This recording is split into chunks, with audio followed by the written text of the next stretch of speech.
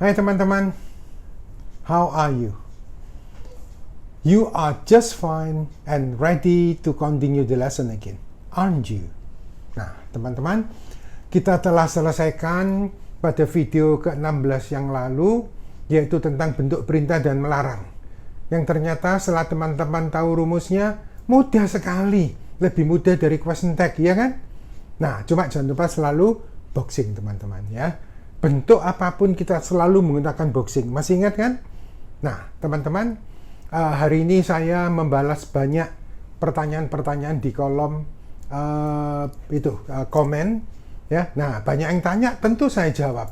Jadi teman-teman boleh tanya juga apa yang saya telah ajarkan, yang akan saya ajarkan, ya. Boleh tanya, silakan, ya. Nah, kalau pertanyaan yang tentang pelajaran lama, saya suruh lihat di video ke-1, ke-2 gitu, ya. Nah, nggak terasa yang video pertama itu mulai paling dasar. Nah, sekarang ini video yang bukan lebih sulit ya, tapi lebih tinggi pelajarannya.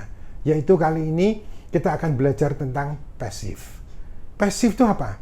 Pasif itu kalau kita ingin menggunakan awalan di, misalnya dimakan, diminum, dikerjakan, ditulis, dibaca, dan sebagainya. Perlu ya? Perlu teman-teman, karena dalam percakapan itu kadang-kadang kita pakai bentuk pasif, terutama jika kita tidak menyebutkan pelakunya. Ya, misalnya Borobudur dibangun berabad-abad tahun yang lalu. Nah, berabad-abad yang lalu maksudnya. Nah, beratus tahun yang lalu, siapa yang bangun? Kita tidak menyebutkan siapa pelakunya.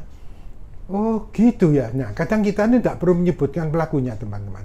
Ya, di samping awalan di, bisa juga awalan ter. Berjuta-juta orang terbunuh dalam Perang Dunia Kedua. Siapa yang bunuh? Kita tidak menyebutkan. Oh, jadi sering ya. Apakah kamu sudah diberitahu tentang ini? Nah, siapa yang beritahu? Kita tidak menyebutkan. Itu namanya pasif. Sulit ya pasif? Sama sekali tidak, teman-teman ya. Nah, teman-teman tetap saya sarankan. Teman-teman jangan selalu lupa untuk selalu subscribe, aktifkan lonceng, like, share, and comment. Supaya teman-teman bisa mengikuti pelajaran saya dengan seksama dan bisa tanya lagi kalau yang kurang mengerti. Ya, nah, pasif ini apakah juga pakai boxing? Ada boxingnya sedikit, tapi bukan penuh boxing. Kalau boxing ingat ya, kiri to be, kanan verb. Ya, maju salah satu, tidak boleh maju dua-dua kan? Nah, kalau pasif ini maju dua-dua teman, seperti boxing. Oh, sorry, bukan boxing, tapi seperti nyebrang.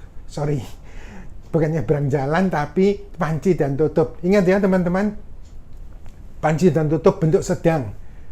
Kalau pakai bentuk sedang harus pakai ing harus gandeng dengan to be. Oh gitu ya, harus ya. Panci dengan tutup. Kalau sedang itu ing-nya itu pancinya, tutupnya to be. He is sleeping, they are eating. Ingat ya, panci sama tutup. Pasif ini persis seperti panci dengan tutup juga. Cuma kalau bentuk sedang itu pakai verb ing, tapi kalau bentuk pasif enggak, pakai verb 3. Tapi pakai to be harus, teman-teman. Karena apa? Kalau orang bilang pasif ini sulit, enggak, pasif ini sama dengan bentuk sedang. Cuma kalau sedang bentuk ing, pasif bentuk 3. To be-nya tetap sama. Ya, ayo kita lihat bentuk pasif berikut ini. Ready? Ya.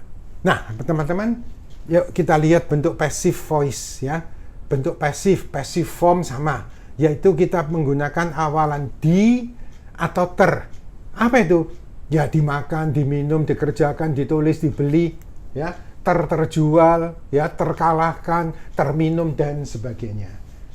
Oh, jadi selama ini kita nggak pernah belajar awalan di, nggak pernah. Selama ini kita tidak pernah menggunakan awalan di. Baru kali ini, namanya passive ya. Nah, kita lihat. Rumus dasar dari pasif itu mudah kok teman-teman, yaitu selalu tadi saya sebutkan panci dengan tutup, ya kan? Yaitu to be plus verb 3. Verb 3 itu kata kerja bentuk 3. Sulitnya apa? Harus hafal kata kerja bentuk 3, khususnya kata kerja tidak teratur. Yang itu loh teman-teman, drink, drank, drunk, draw, drew, drawn, do, did, dan itu harus hafal. Kalau tidak hafal, kalau kata kerja nggak teratur, nggak usah dihafal. Kan tinggal nambah ide kan, ya. Nah, jadi kalau orang bilang pasif sulit, nggak. Cuma sulitnya harus hafal kata kerja tak teratur bentuk 3. Kata kerja tak teratur bisa cari di kamus-kamus atau banyak dah sumbernya ya. Yang saya ajarkan kan selalu kuncinya, strukturnya, bagaimana menyusun kata itu dengan baik dan benar sehingga Inggrisnya jadi baik dan benar. Kalau vocab aja yang bagus, ya bagus, tapi kalau nyusunnya nggak bisa, nanti kalau nulis yang baca kadang bingung teman-teman. Ini maksudnya apa sih orang ini? Nah, gitulah. Ya, jadi kalau nyusunnya tidak bisa bakal membingungkan. Begitu ya. Nah, kita lihat. Jadi rumus dasarnya lagi to be plus V3. Nah, perhatikan. To be-nya ini bisa diubah-ubah menurut waktunya, menurut tense-nya. Tense itu artinya waktu, teman-teman ya. Ada present tense, past tense, present continuous tense itu loh. Ya, jadi menurut waktunya bisa diubah-ubah to be-nya. Nah, yang verb 3 ini tetap tidak bisa diubah. Ya, sama bentuk sedang kan? Sedang kan selalu ing. Nah, yang diubah-ubah to be-nya passive juga. Loh, sedang itu juga diubah. Oh iya, kalau kita bilang he is sleeping now, ya toh? Tapi kalau kita cerita kejadian yang lampau, he was sleeping when I came to pick him up. Nah, he was sleeping. Ing-nya tetap, to be-nya dirubah. Passive juga gitu. Verb 3-nya tetap. Yang dirubah itu to be-nya. Lah, to be-nya ini bisa. Kita masih tahu ya, to be itu am, is, are. Ya, plus verb ketiga. Ini namanya kebiasaan, ini waktu kebiasaan. Simple present tense. Nama kerennya itu simple present tense. Ya. Nah, to be itu am, is, are. Selalu, ya kan? Lah, kalau yang kedua sedang, to be-nya tetap am, is, are plus being. Jangan lupa ya. Selama kita mengatakan kata sedang, jangan lupa harus ada ing-nya. Ya. Nah, ini bukan verb ing, verbnya harus verb ketiga. Lah, ing-nya itu berdiri sendiri menjadi being.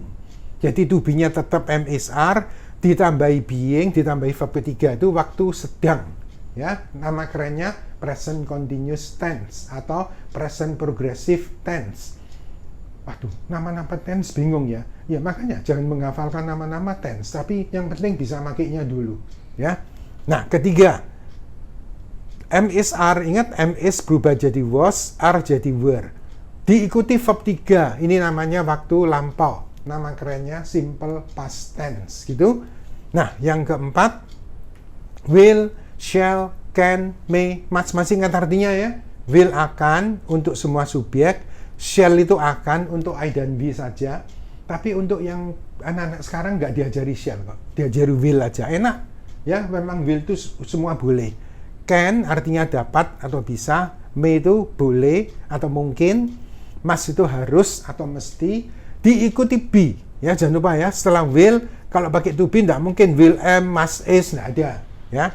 Nah, harus pakai be, diikuti verb ketiga, artinya waktu akan datang atau simple present future tense. Ya, yang kelima, oh ya, tadi itu yang orang sering bilang future, itu nama lengkapnya tuh simple present future tense. Ya. Nah, yang kelima bentuk sudah.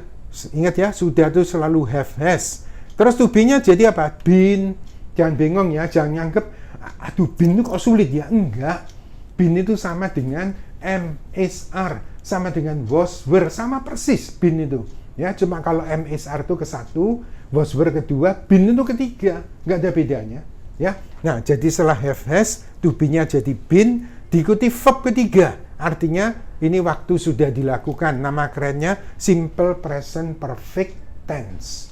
Oh, jadi di sini kita tahu bahwa verb 3-nya itu tetap tidak bisa diubah-ubah, teman. Ya, nah yang diubah-ubah itu sekali lagi adalah to be-nya.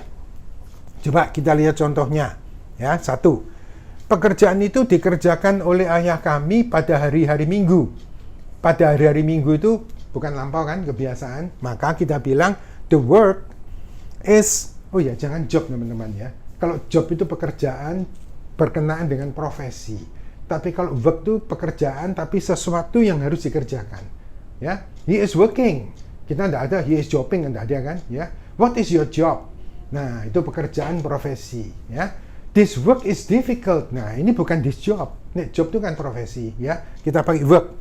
Jadi the work is done by our father on Sundays. Jangan lupa sandinya pakai s. Ya, karena apa? Pada hari-hari Minggu bahasa Indonesia tuh boleh ngulang teman-teman. Inggris nggak pernah diulang ya. Nggak boleh on Sunday, Sunday, nggak boleh. Sunday-nya tambah S, on Sundays. Apa beda dengan on Sunday nggak pakai S? Beda teman-teman. Kalau on Sunday aja, Sunday nggak pakai S, itu bisa last Sunday, bisa next Sunday. Misalnya kita bilang gini, I went to Tretes on Sunday. Karena pakai when, berarti on Sunday ini last Sunday. Tapi kalau we will go to Tretes on Sunday, berarti next Sunday. Sekali tok, Sunday-nya sekali. Tapi kalau on Sundays, ini sama dengan every Sunday. Masih ingat tempoh tak ajari every, bentuknya tunggal ya. Jadi jangan sampai every Sundays, nggak ada. Every days, nggak ada. Every itu harus tunggal. Every boys, nggak ada. Harus every boy. Masih ingat ya pemakaian every tempoh hari? Nah, yang kedua, pekerjaan itu sedang dikerjakan oleh mereka. Sedang kan, ada ing kan? Nah, kita bilang the work is, tetap is, karena work ini dianggap it ya. Nah, the work is being. Ing-nya tuh jangan di verb-nya ya, tapi di kata being, done by them. Ya, jadi pekerjaan itu sedang dikerjakan oleh mereka.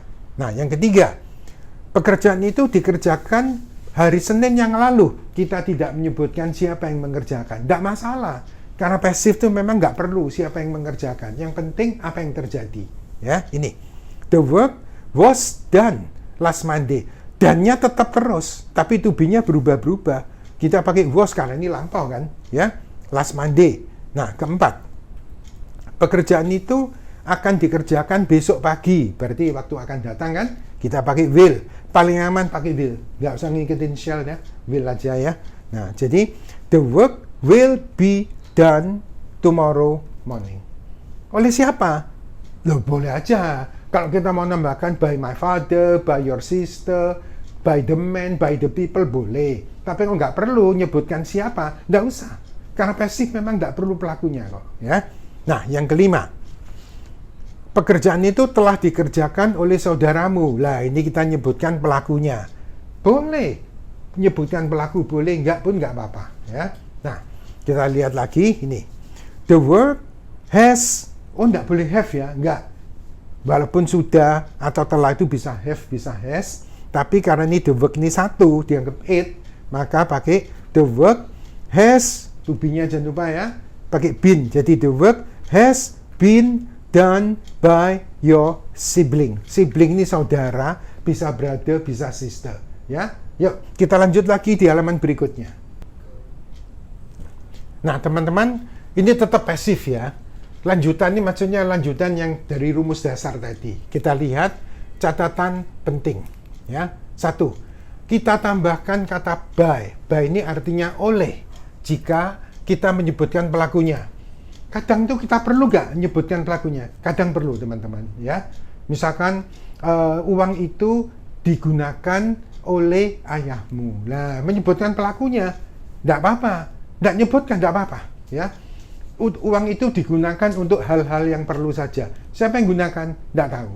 Ya. Nah, jadi ya, sekali lagi ya, kita tambahkan kata by kalau perlu menyebutkan pelakunya. Kalau enggak, ya enggak usah. Ya. Kedua, bantuan do, does, did tidak pernah dipakai pada bentuk pasif ini. Kenapa? Karena selalu ada to be. Betul? Rumusnya pasif tadi selalu to be. Ingat? Jadi tidak mungkin bantuan do, does, did. Tidak mungkin. Ya, ini.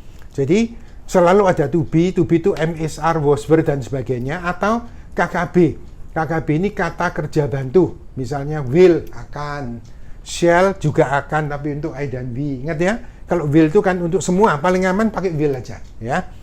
Can, dapat atau bisa. Ini termasuk kata kerja bantu. Ya. May, boleh atau mungkin. Must, have, has termasuk teman-teman ya. Have, has itu sudah atau telah. Jadi kita tidak mungkin bantuan do, does, did. Karena sekali lagi selalu ada to be atau kata kerja bantu. Buat apa bantuan do, does, did? Lah kalau bertanya, tetap bertanya ada to be-nya ini, ya. Nah, ketiga. Bentuk menyangkal dan bertanya sangat mudah, yaitu langsung tambahkan kata not di belakang to be atau kata kerja bantu ya pada bentuk menyangkal dan langsung dibalik. Dibalik itu maksudnya apa? Meletakkan to be atau kata kerja bantu di muka subjek pada bentuk bertanya. Masih ingat ya? Bertanya jangan lupa harus ada yang dibalik. Kalau nggak dibalik bukan bertanya. Oh, jadi bertanya tuh harus dibalik, harus. Terus kalau bilang tidak, harus nambahin not. Tapi boleh nggak tiba-tiba not? Nggak boleh. Not itu harus di belakang to be atau kata kerja bantu. Kalau nggak ada, bantuan do das did. Ingat ya, pelajaran yang lalu. Nah, kalau pasif ini, kita nggak mungkin bantuan do das did. Karena selalu ada to be atau kata kerja bantu. Ya. Nah, kita lihat ini. Contoh bentuk menyangkal dan bertanya. Saya tidak ditolong oleh siapa-siapa pada waktu itu. Lampau ya, pada waktu itu. Nah, I to be-nya am, berhubung lampau jadi was. Langsung ditambahin not. I was not helped. Jangan helped teman-teman ya, jangan ya. Bacanya helped. Iya, kadang bacanya bingung ya. Nanti kalau with it, nah dibaca. Oh ya, ed ini dibaca hanya untuk kata kerja yang berakhir huruf D dan T. Misalnya need berakhir D kan, ditambahi ed, dibaca needed. Intend, berniat, bermaksud. Intend tulisannya INTEND, berakhir D kan, ditambah ed, dibaca intended. Wait, berakhir T kan, ditambah ed, waited. Want, juga want ingin, berakhir T, ditambah ed, wanted. Oh, jadi ed nggak dihawur ya? Enggak. Tapi kayak open, huruf N kan, tidak baca open it, nggak boleh. Open, cuma keluar suara gitu loh. Ya. Tapi dalam percakapan, nggak mungkin orang bilang, the door is open. Nggak mungkin gitu ya. The door is open. Kita harus ngerti kalau pakai is, opennya tuh pasif V3 itu pasif ya. Jadi pintu itu dibuka, nah gitu. Oh, jadi helped nggak boleh dibaca helped ya, no. Ya, jadi I was not helped by anybody at that time. Kok nggak pakai did ya? Nah, sekali lagi saya bilang, walaupun lampau kita tidak pernah pakai do das did. Pasif tidak pernah mengambil bantuan do das did, nggak pernah. Ya, karena selalu ada to be lagi. Rumah ini tidak akan dijual oleh pemiliknya. Akan kan? Pakai will. Jadi, this house will not be sold by the owner. Will not be, nggak boleh will not am, will not is, nggak boleh ya. Sudah ngerti? Itu pelajaran dasar tempo hari. Ya. Nah, berikutnya. Apakah teman-teman saya masih diperlukan oleh bosmu? Tidak ada keterangan waktu apa-apa, itu dianggap kebiasaan ya. Jadi teman-teman, maaf ya, kadang kalau bingung, ini lampau atau apa ya? Bingung, pakai bentuk kebiasaan. Tiap kali bingung atau dengan kata lain, mau ngawur, jangan lampau, jangan akan datang, jangan sedang, jangan telah, tapi kebiasaan, present tense. Ya, jadi bingung mau ngawur, present tense terus. Ini, apakah teman-teman saya masih diperlukan oleh bosmu? Tidak ada keterangan waktunya kan, dianggap kebiasaan. Ya, tapi kalau apakah teman-teman saya masih, ada kata masih, pasti sekarang teman-teman ya. Ini, oh enggak boleh do ya, no, selalu to be ya. Are my friends, friend-nya banyak, my friend yang dilihat friends-nya ya, pakai are. Jadi, are my friends still needed by your boss? Needed, nah need ini berakhir huruf D kan, maka id-nya dibaca. Are my friends still needed by your boss? Oh, jadi cuma dibalik to-be-nya. Yo iya, memang gitu. Ya, tidak nambahin not, bertanya dibalik, very easy, pasif juga ya. Nah, lagi, apakah kamu sudah diberitahu tentang ini? Nah, kita nyebutkan nggak yang beritahu siapa? Kita nggak nyebutkan, yang penting kamu sudah diberitahu nggak? Oh, jadi nggak nyebutkan. Nggak, kalau perlu nyebutkan, ditambahi kata by ya. Nah, jadi you, bentuk sudah pakai have kan? Jadi, have you been told about this? Tapi kalau mau nyebutkan oleh gurumu ya tambah aja. Have you been told about this by your teacher? Nah, by your father, by your uncle dan sebagainya. Itu kalau nyebutkan pelakunya, ya. Loh, jadi passive tuh is very easy. Yes, passive is very easy, ya. Nah, ini kita lihat sedikit teman.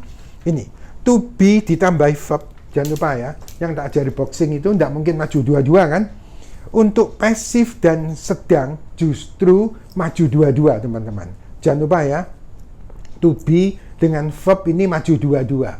To be-nya ini bisa diubah-ubah.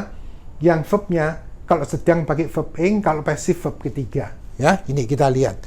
Jadi kita pakai to be dicampur sama verb itu ada. Hanya dua bentuk teman-teman, yaitu sedang, they are eating breakfast. Nah, ya. Nggak boleh, they eating nggak boleh. Ing itu harus gandeng sama to be. Demikian juga, Kalau passive, breakfast is eaten. Ya, breakfast pakai is. Breakfast is pakai to be, verb 3. Is eaten by the people every morning. Nah, jadi teman-teman, selain dua bentuk ini, tidak mungkin ada to be dipakai dengan verb. Ya, jangan lupa ada. To be dengan verb dua-dua ada. Nah, itu rumus dasarnya passive. Nah, ternyata teman-teman setelah tahu, oh ternyata bentuk passive itu sangat mudah. Betul. Padahal teman-teman banyak loh, ya murid-murid saya tanya, passive itu kok sulit ya Pak ya? Sesuatu itu sulit teman-teman. Kalau kita tidak ngerti, ya bentuknya apa, ngawur. Nah, tapi kalau kita tahu rumusnya, tahu kuncinya, nothing is difficult if you understand. Oke? Nah, teman-teman, kita sudah selesai dengan passive. Untuk pelajaran berikutnya sudah saya siapkan. Teman-teman hanya saya minta yang rajin, yang serius. Saya jamin Inggrisnya pasti akan sangat bagus. Oke? Well, thank you. Goodbye, and we will meet again next time.